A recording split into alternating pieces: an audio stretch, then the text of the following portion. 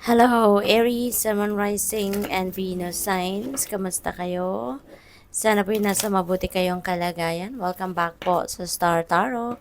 At kung bago kayo rito, welcome din po kayo. Please subscribe, like, share my videos, and leave me a comment kung nakaresonate po kayo. Thank you. Tignan natin kung ano ang mga messages ni Aries. First message po ninyo, we have manifestation. Wow, brilliance and activity. So, nasa higher energetic frequency kayo around this time siguro, no, Aries? Kaya, hold your vision. Kasi, may chance, no? May chance kayo na mag-manifest ng kung ano man ang mga bagay na gusto ninyong ma-manifest sa buhay ninyo, mga bagay na gusto ninyong makuha, you know, maaari, no, na mamamanifest na ninyo yan sa ngayon. Kaya, good luck sa'yo. Maaari din na merong mga aktibidad, no, may mga gagawin kayo sa ngayon, maaring related yan dito sa pagmamanifest ninyo. Baka meron kayong mga rituals, mga ganun na gagawin or ginagawa, or po pwede ring may mga spells, no? Siguro nagpa-perform kayo ng mga spells para na ma-manifest ninyo yung mga bagay na gusto ninyong ma-manifest. We also have inspired action intensity. And there is a fire element. This is very you, no? Kasi fire element kayo. So, maaari na talagang you're super inspired sa ngayon. Kaya you are going to take inspired action towards kung ano man ito na mga gusto ninyong ma-achieve sa buhay, no?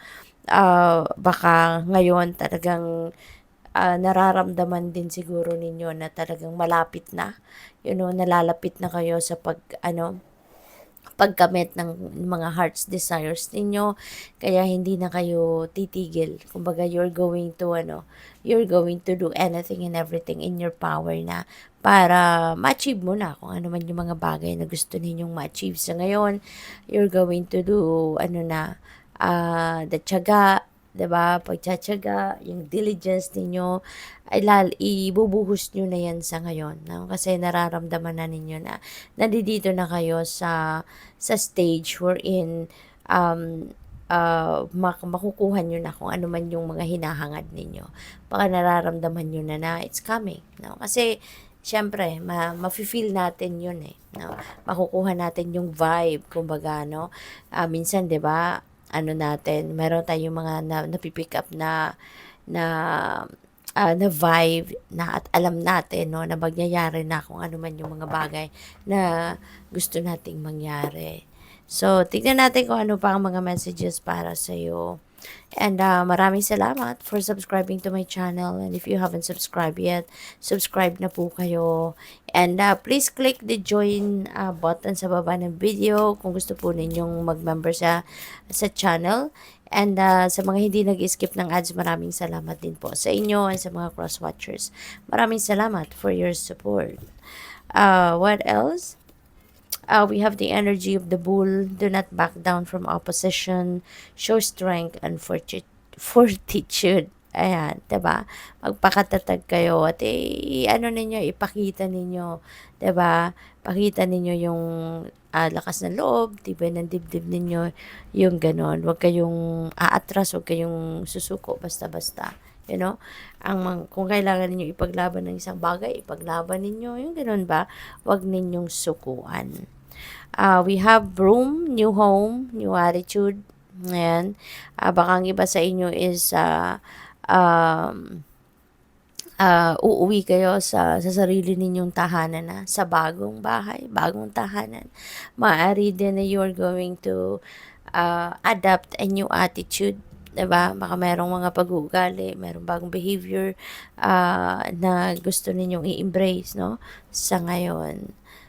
What else? We have clouds, temporary problems.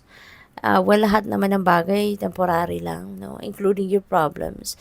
Temporary yan. Kaya wag kayong wag kayong matakot na harapin ito, or wag kayong magdalawang isip no, na i-embrace kung ano man ang mga problema. Kasi that is also a blessing. Hindi ba? Lahat ng bagay, no, that's a blessing, including the problems. Kasi sa mga problema, kapag may dumadating na problema, yan ang nagtutulak sa atin na mas maging matibay tayo, maging matatag tayo. Inilalabas ng mga problema na yan yung strength natin, no?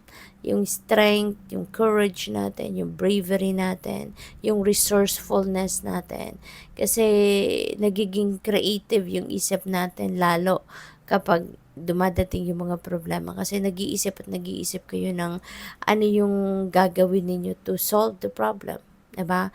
So, in a way, parang hinahasa, no?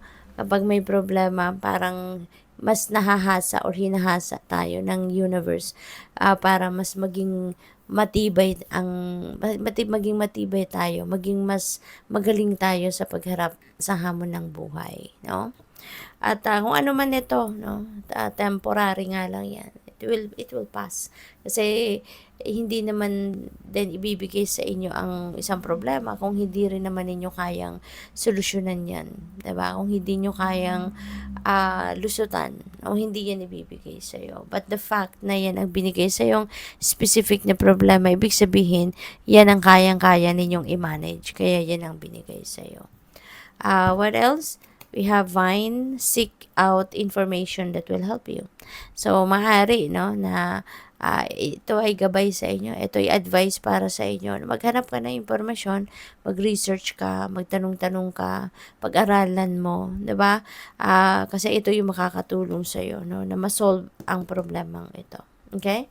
So, good luck sa iyo. What else? We have goldfish, increase in material wealth or spiritual growth, no? So, or both, pwedeng both yan. So, depende sa inyong sitwasyon. Pwedeng merong kaperahan na parating, merong ekstrang perang dadating, or there could be spiritual growth, no? Na mangyayari. So, what else? We have grapes.